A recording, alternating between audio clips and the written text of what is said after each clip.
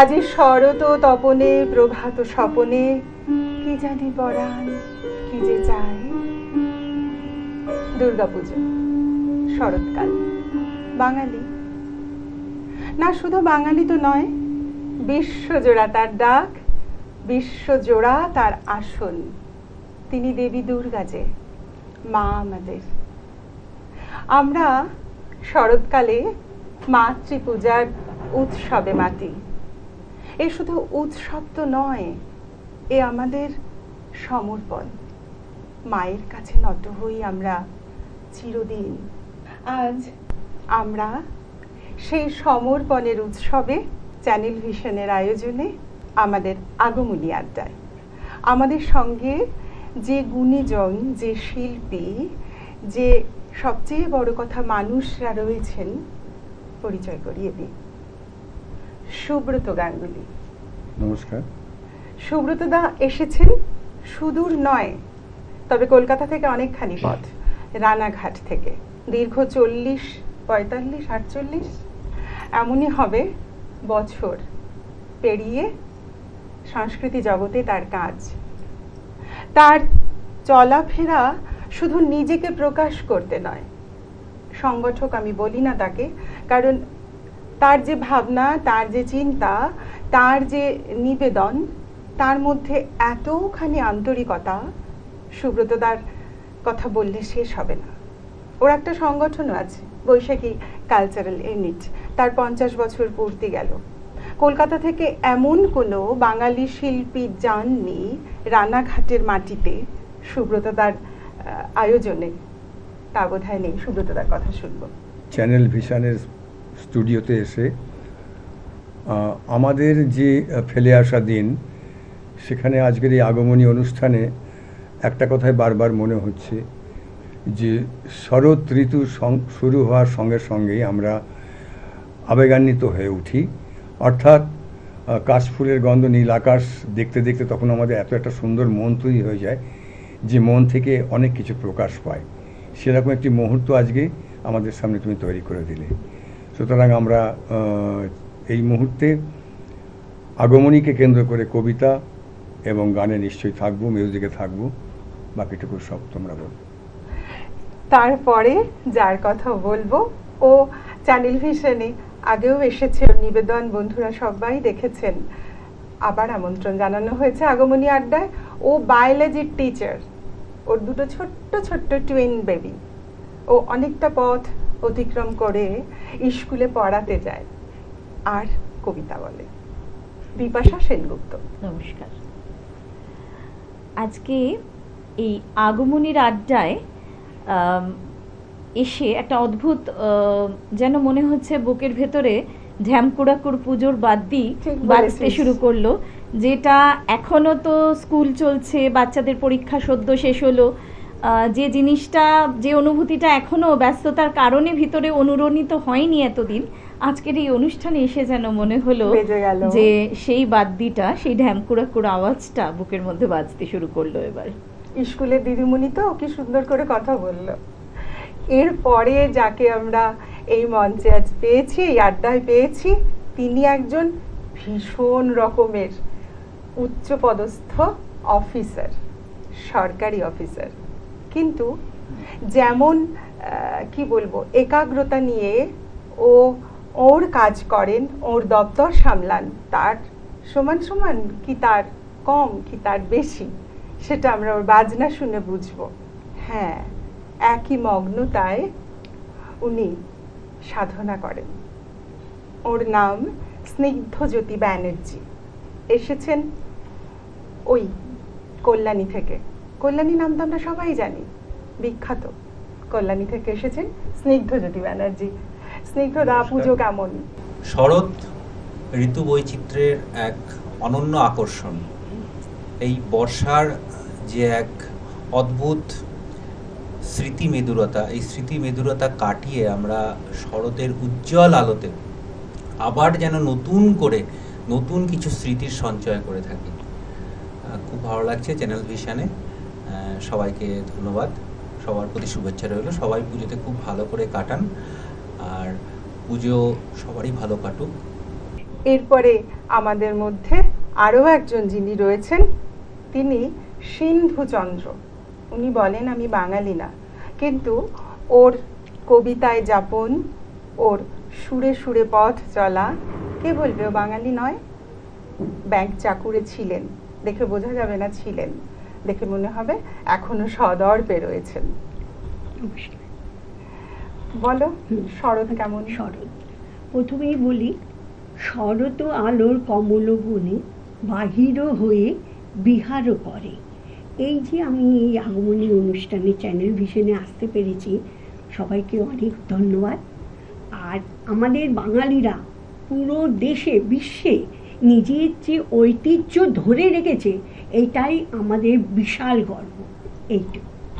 রক্তকরবী বাচিক আড্ডা থেকে আমাদের এই আগমনী আড্ডার আয়োজন করা এবং শুধু শামসের মল্লিকের পরিচালনায় এই আয়োজনকে সার্থক করে তোলার জন্য আমরা তো এই আগমনী উৎসবকে উদযাপন করব বলেই এত কিছু ভাবনা।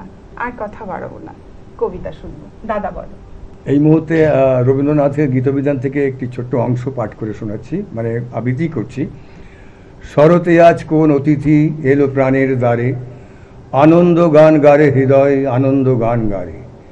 নীল আকাশের নীরব কথা, শিশির ভেজা ব্যাকুলতা, বেজে উঠুক আজি তোমার বীণার তারে তারে। আনন্দ গান গারে হৃদয় আনন্দ গান গারে। শস্য খেতে সোনার বনে, যোগ দেরে আজ সমান তানে, ভাসিয়ে দেশুর ভরা নদীর অমল জলাধারে। যে এসেছে তাহার মুখে দেখরে চেয়ে গভীর সুখে, তাহার সাথে দুয়ার খুলে বাহির হয়ে যারে। আনন্দ গান গারে হৃদয় আনন্দ গান গারে। শরতে আজ কোন অতিথি এলো প্রাণের দ্বারে। স্নিগ্ধদা। আমার এই যে তারের যে এই আরাধ্য যে যন্ত্রটি আছে তার মাধ্যমে কান পেতে রই। এটি একটি বিশেষভাবে প্রস্তুত ভারতীয় মার্গ সঙ্গীতের একটি বিশেষ ধরনের বাজনা, যেটি আমার গুরুজি পণ্ডিত দেবাশিস ভট্টাচার্যের ক্রিয়েশন, ওনারই সৃষ্টি এটি। তার কাছ থেকেই আমি এই অদ্ভুত এই বাদ্যযন্ত্রটি সংগ্রহ করেছি এবং চেষ্টা করি মাঝে মাঝে সুরের জগতে প্রবেশ করার, যদিও সবসময় সুরের জগতের যে প্রধান দুয়ার সেই দুয়ার খোলা থাকে না, আশেপাশ দিয়ে ঘুরে বেড়াই। লাভ এটুকুই হয়েছে যে ওই মহলটা চিনতে পেরেছি, যেটা সুর মহল।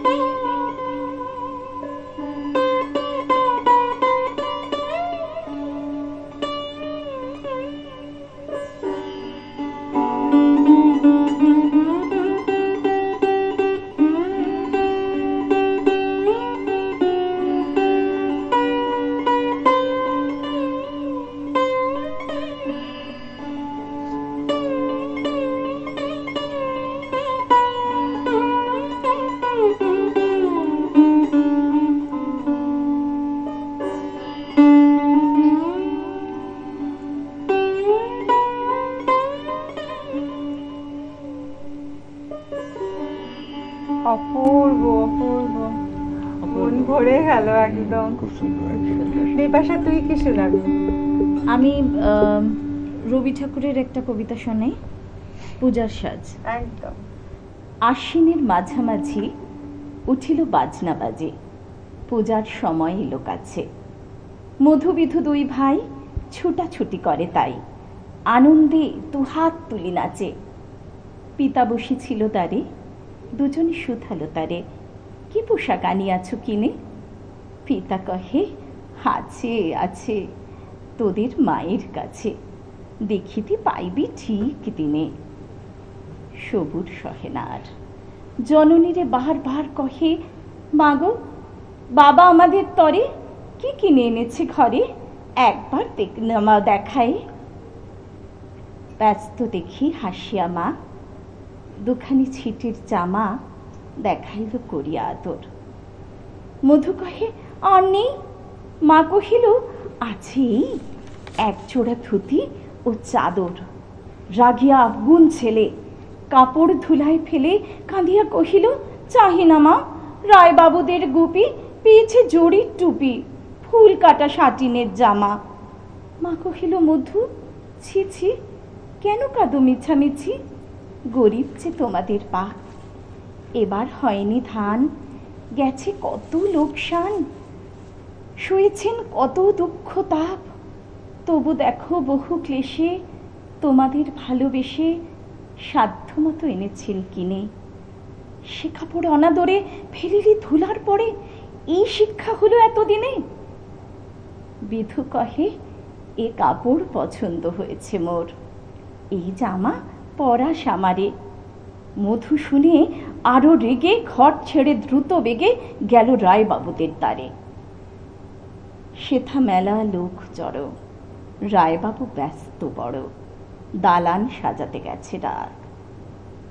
মধু যবে এক কোণে দাঁড়াইল ম্লান মনে, চোখে তার পড়িল হঠাৎ। কাছে ডাকি স্নেহ ভরে কহেন করুণ স্বরে, তারে দুই বাহুতে বাঁধিয়া, কিরে মধু, হয়েছে কি? তোরে যে শুকনো দেখি। শুনি মধু উঠিল কাঁদিয়া, কহিল, আমার তরে বাবা আনিয়াছে ঘরে শুধু এক ছিটের কাপড়। শুনি রায় মহাশয় হাসিয়া মধুরে কয়, সেজন্য ভাবনা কি বা তোর। ছেলেরে ডাকিয়া চুপি কহিলেন, ওরে গুপি, তোর জামা দিতুই মধুকে। গুপির সে জামা পেয়ে মধু ঘরে যায় ধেয়ে, হাসি আর নাহি ধরে মুখে। বুক ফুলাইয়া চলে, সবারে ডাকিয়া বলে, দেখো কাকা, দেখো যে মামা, ওই আমাদের বিধু, ছিট পড়িয়াছে শুধু, মোর গায়ে সাটিনের জামা। মা শুনে কহে নাসি, লাজে অশ্রু জলে ভাসি, কপালে করিয়া করা ঘাত। হই দুঃখী হই দিন, কাহারও রাখি না ঋণ, কারো কাছে পাতি নাই হাত। তুমি আমাদেরই ছেলে, ভিক্ষা লয়ে অবহেলে, অহংকার করো ধে ধে। ছেঁড়া ধুতি আপনার, ঢের বেশি দাম তার, ভিক্ষা করা সাটিনের চেয়ে। আয় বিধু, আয় বুকে, চুমো খাই চাঁদ মুখে, তোর সাজ সব চেয়ে ভালো দরিদ্র ছেলের দেহে দরিদ্র বাপের স্নেহে ছিটের জামাটি করে আলো। কবিতা, সুর, কথা সবকিছু দিয়ে আগমনী আড্ডা জমে গেছে। সিন্ধুদি কি বলছে শুনি? সিন্ধুচন্দ্র। আমি আপনাদের কবিতা কোলাজ শোনাচ্ছি, যেখানে আমার কবিদের কবিতা আছে, আর কবিগুরুর গান ছাড়া তো কিছু হয় না। আমি চেষ্টা করছি। দূরকে দূরকে দুর্গতি দাসিনী মহিষাসুর মর্দিনী জয় মা দুর্গে দুর্গে দুর্গে দুর্গতি নাশিনী। অন্তর মম বিকশিত করো, অন্তর তরু হে, নির্মল করো, উজ্জ্বল করো, সুন্দর করো হে। হৃদয় নন্দন বন নিভৃত নিকেতনে, হৃদয় নন্দন বনে। এবার একটা আঞ্চলিক শোনাচ্ছি। বাবু মশাইরা গাগ্রাম থেকে ধরলাম মাটি ঘষতে ঘষতে আপনাদের কাছে এসেছি। কি চাকচিকন শহর বানিয়েছেন গো বাবুরা। রোদ পড়লে জ্যোৎস্না লাগলে মনে হয় কাল কেউটের গা থেকে খসে পড়া রূপোর তৈরি একখান লম্বা খোলস। মনের উনুনে ভাতের হাঁড়ি হাঁ হয়ে আছে, খেয়ে দেয়। চাল ডাল তরি তরকারি শাক পাতা কিচ্ছু নেই, কিন্তু জল ফুটছে টক বগিয়ে। বাবু মশাইরা লোকে বলেছিল ভাল্লুকের নাচ দেখালে আপনারা নাকি পয়সা দেন। যখন যেমন বললেন নেচে নেচে হতো, পয়সা দিবেননি। লোকে বলেছিল ভানুমতির খেল দেখালে আপনারা নাকি সোনার মেডেল দেন। নিজের করাতে নিজেকে দুখান করে আবার জুড়ে দেখালুম। আকাশ থেকে সোনালি পাখির ডিম পেড়ে আপনাদের ভেজে খাওয়ালুম গরম অমলেট। মাজা গায়ে বানিয়ে দিলাম ফুলের ঘুঙুর। সোনার মেডেল দিবেননি। বাবু মশাইরা সেই নংটোবেলা থেকে বড় শখ, ঘরে ফিরব বুকে সোনার মেডেল টাঙ্গি, আর বউ বাচ্চাদের মুখে ফাটা কাপাসের তুলোর হাসি ফুটিয়ে বলবো, দেখে আমি মারা গেলে আমার গা থেকে গজাবে চন্দন গন্ধের বন। সোনার মেডেল দিবেননি। অগ্নিশিখা এসো এসো আনো আনো আলো আলো, অগ্নিশিখা এসো এসো। নমস্কার। সত্যি আলোর কথা, উৎসব মানেই তো আলোর কথা, আর সে যদি হয় আগমনী। আচ্ছা, আমি দাদার কাছে ফিরবো, দাদাকে জিজ্ঞেস করব পুজোর সময় কি ভালো লাগে, সবাইকে জিজ্ঞেস করব। দেখো পুজোর হই হই সময় করে রাস্তায় ঘুরবে? পুজোর সময় না হই হই করে ঘোরাটা তো খুব বড় কথা নয়। পুজোর সময় একটা ভীষণ একটা মানে কি বলবো, মানে যতই দিন যায় পুজো কেন্দ্রিক একটা প্রেম কিন্তু জেগে ওঠে। পুজোর একটা প্রেম, সেখানে একটা অন্য অনুভূতি, প্রেম? মানে বিভিন্ন ধরনের প্রেমের, মানে সেখানে যদি কারোর সঙ্গে একসঙ্গে দেখা হয় সেখানে একটা প্রেমের বাতাবরণ পুরনো তৈরি হয়। প্রেম? পুরনো প্রেম তো আছেই, পুরনো প্রেম আছে। তো বর্তমান সময় বা চলছে ফিরতে গিয়ে যেগুলো আমাদের প্রতি মুহূর্ত দেখি, সেখান থেকে প্রেম জন্মায়। আর পুজোতে একটা অদ্ভুত ব্যাপার, যে পুজোতে কিন্তু কখনো মানে মানে এই পুজোর দিন বলে শুরু হলো তা না, মানে শরৎকালের ভাদ্র মাসের 1 তারিখ থেকে একটা অন্য অনুভূতি আসে। মানে এটাকে নিয়ে চলতে হয়, এইভাবেই আমরা একদম একদম একদম পুজো সবসময় একটা দারুণ ব্যাপার, একদম অন্য আবহ। কি বলবে? আমি বলবো সবার মতামত তো আলাদা, কিন্তু এখন যা দিনকাল পড়েছে, আর আমাদের মানে এটা আমার মতামত, যে রাস্তার বেরোনোর থেকে ঘরে বসে দারুণ রান্নাবান্না করা, সবার সাথে হাসি ঠাট্টা গল্প গান এগুলো করা, এটাই হচ্ছে আমার কাছে মেন। আর তাহলে তিনটে তো বছর দল বেঁধে আমরা যেতে পারি Always শিল্পীদের বাড়ি welcome, খেতে। always welcome. একদম। স্নিগ্ধদা, সারা বছর তো প্রচন্ড চাপে থাকেন, পুজোয় কি এমন ভাল লাগে? দেখুন, আমরা তো অ্যাকচুয়ালি সংসারে আবদ্ধ জীব। আমরা, আমাদের উচিত আজকের দিনের জন্য বাঁচা, কিন্তু আমরা বাঁচি আগামীকালের জন্য। এবারে পুজোর আনন্দটা ঠিক সেইভাবে সপ্তমী অবধি খুব আনন্দ থাকে, জানেন তো, কারণ সপ্তমীর পরের দিন তো অষ্টমী। আগামীকালে আনন্দে সপ্তমী অবধি ভীষণ ভালো কাটাই, কিন্তু অষ্টমীর থেকে কেমন একটা যেন বিষাদ নেমে আসে। ঠিক একটা কথা এসেছে না, দাদা কি বলবে, বিপাশা কি বলবি? আমি একদমই তাই। স্নিগ্ধদাকে কেটে দিয়েই কথাটা আবার ধরলাম, অষ্টমী আসবে মন খারাপ। ব্যাপার হচ্ছে যে পুজোটা আসাটা যে আনন্দ, পুজোটা এসে গেলে তখন আস্তে আস্তে একটা ভিতর থেকে এই, ব্যথা অনুভব এই হয়, সুরটা। এবং সেই ব্যথার সুরটা যখন থাকে না, সেটা প্রত্যেকটা মানুষের মধ্যেই থাকে, কারোর প্রকাশ পায় কারোর প্রকাশ পায় না, কিন্তু অদ্ভুত একটা ব্যথা অনুভূত হয়।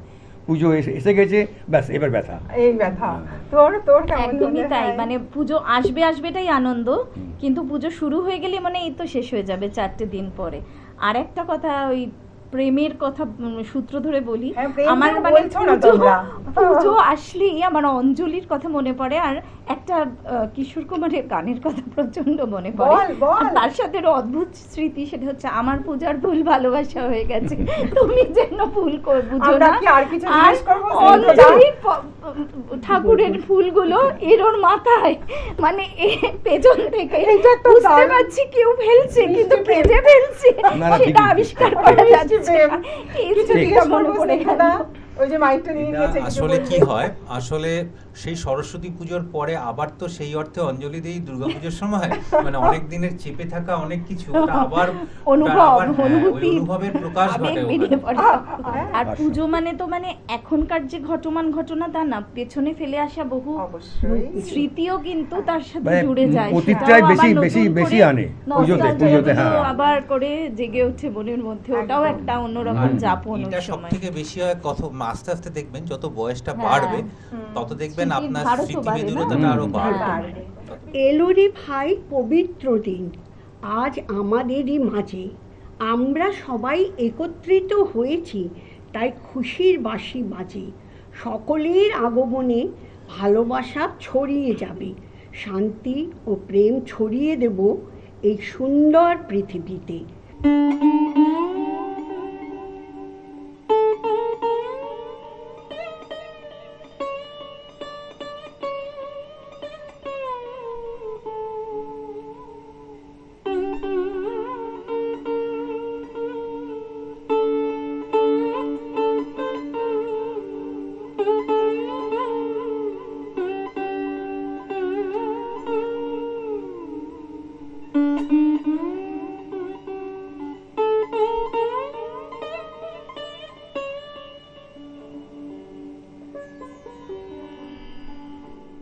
আগমনীর কথা কি শেষ হয়?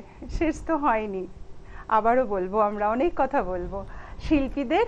আমরা চ্যানেল ভিশনের আনন্দলহরীর এই আয়োজনে আজ গিফট কুপন, সম্মাননাপত্র এবং স্মারক দিয়ে আমাদের আন্তরিকতা প্রকাশ করেছি।